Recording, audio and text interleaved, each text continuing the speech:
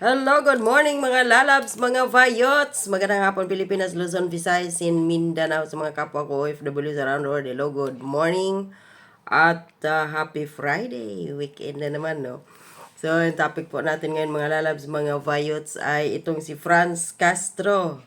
Nanginginig ang kanyang tinggil at kipay. Bakit? Dahil nag-react kaagad siya after mag-anunsyo ni VP Sara noong Pizza 25 dahil sa kanilang pamasko na taon-taong ginagawa sa kanilang syudad sa Davao City, na sinabi ni VP Sara na ready na ang kaniyang team para sa impeachment next year.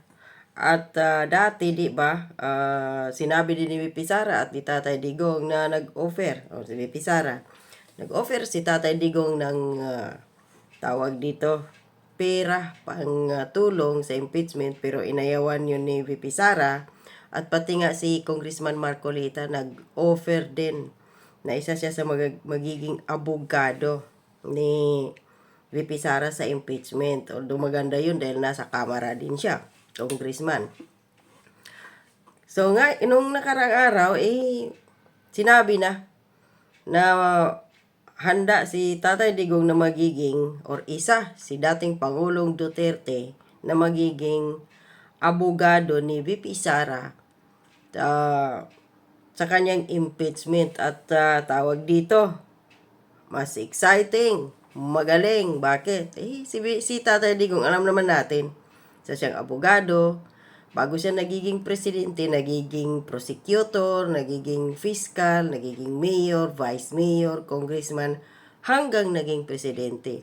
So malaki ang tawag dito, malaki or mataas ang experience, kaalaman ni dating Presidente Duterte pagiging prosecutor at lalo na dito sa impeachment. So ngayon, itong convicted felon child abuser na si Franz Castro na mukhang tae ng puset. Aba, nanginginig ang tinggil at kipay.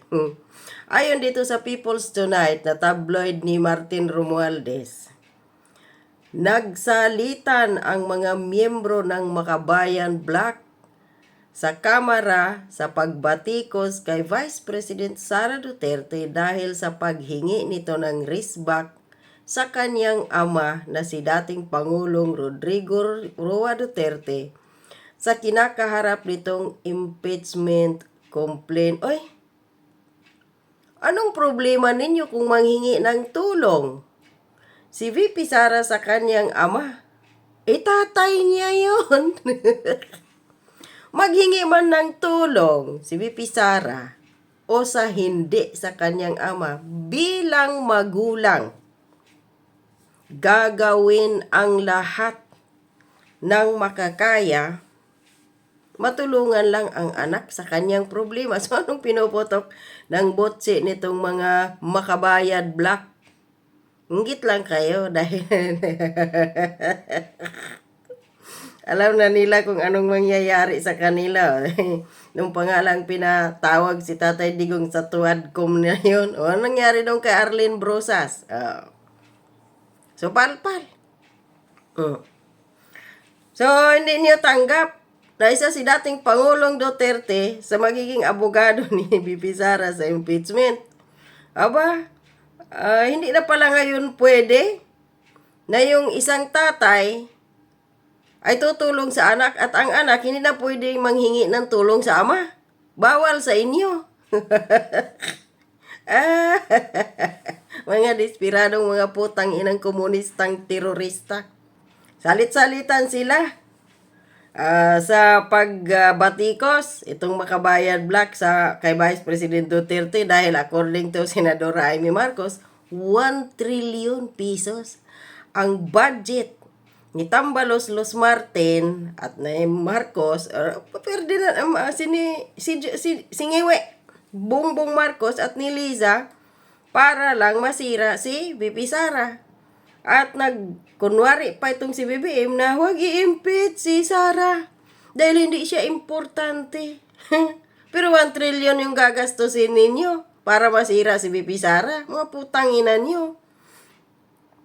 Sa isang joint statement na nilabas nitong Huwebes, Disyembre 26, itinuring ng Makabayan Black bilang isang taktika lamang ni VP Sara ang planong pagtayo ni Digong bilang isa sa kanyang mga abogado sakaling matuloy ang pagdinig ng impeachment sa Kongreso laban sa Vice Presidente. Taktika? Ano naman ngayon? Hindi ituloy ninyo ang impeachment. At si Duterte ang magiging number 1 abogado ni VP Sara at pangalawa yata doon si Congressman Marcolita. Inaku po. Anong ikinatakot ninyo? Kung si Duterte ang magiging presidente, presidente na siya magiging abogado ni VP Sara sa impeachment. Kasi alam na ninyo, mangyayari sa inyo. Wala kayong kawala. Ay, naku po. We, the Makabayan Black representative in Congress, view Vice President Sara Duterte's move to tap her father, former President Rodrigo Duterte, as his lawyer or as her lawyer in the impeachment complaints as nothing but desperate political maneuver to evade accountability for her misuse of confidential funds. Andiyan na naman yung potang inang confidential funds ng isang potang inang convicted felon na si Franz Castro. Puro ka confidential, potang ina mong convicted ka. Di ka kami magsasawa, tawagin ikaw. Di ka magsasawa na tawagin mo si BP Sara ang confidential funds. Kami din na mga supporters ni BP Sara, hindi din kayo magsasawa na tawagin kang potang inang convicted felon, Franz Castro. Tapos na, sinabi na ng COA, walang inilabag na batas si VP Sara sa DepEd at sa confidentials and intelligence funds na yan, no? So, ano pa yung puro confidential? Saksak mo yan sa baga mo. Putangina kang convicted ka, child abuser, animal ka. Iwan ko kailan pa kaya to tamaan ng punglo ang animal at ng matsugi na at nang makaganti naman yung mga magulang ng mga pinangkikidnap nila doon sa Davao del Norte. No? Iginit naman ni Gabriela Partiles, talaga no. Ang gumagalaw talaga sa kampo ni Tambaloslos, puro mga makakaliwang grupo. Alam kasi ni Tambaloslos, pira-pira lang ang mga grupong to eh. Nag-anniversary nga sila kahapon sa si PPNP, wala. Wala nang kung ano ritual-ritual. Natila nakakalimot daw si Vice President Sara na may sariling kaso rin umano ang si Digong Duterte na dapat niya ring harapin. So ano ngayon?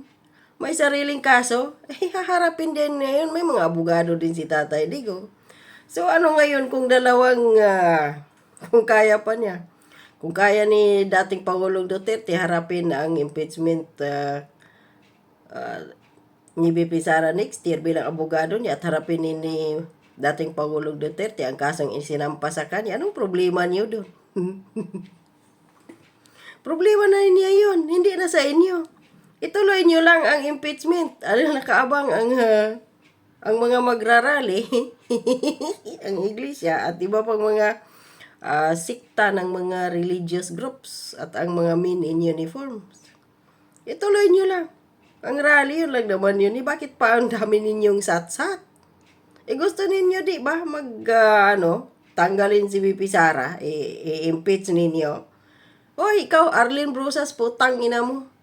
Ang daming ginagahasa ngayon, yung babae doon na 15 anyos ginahasa sa sa Cebu, na ginahasa na pinagtulungan, na gang rape ng 13 kalalaki at kamakailan na naman yung mayroon na namang ginahasa.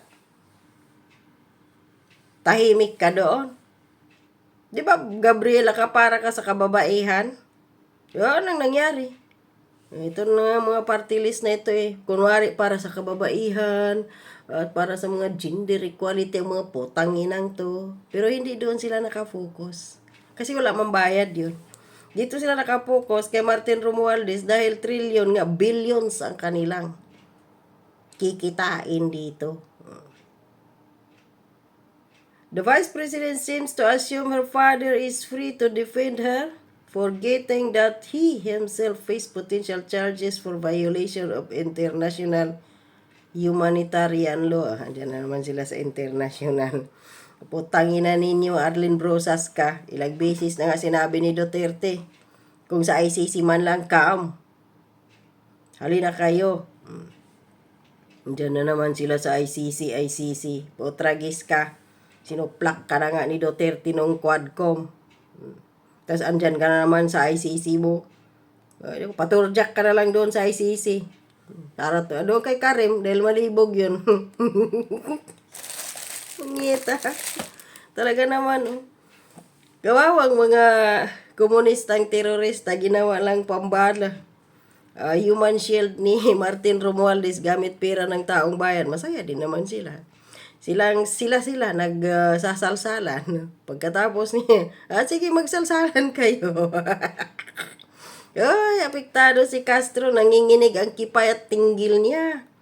Na si Duterte ang makakaharap nila kung sakaling ituloy ang impeachment next year. Good luck sa inyo.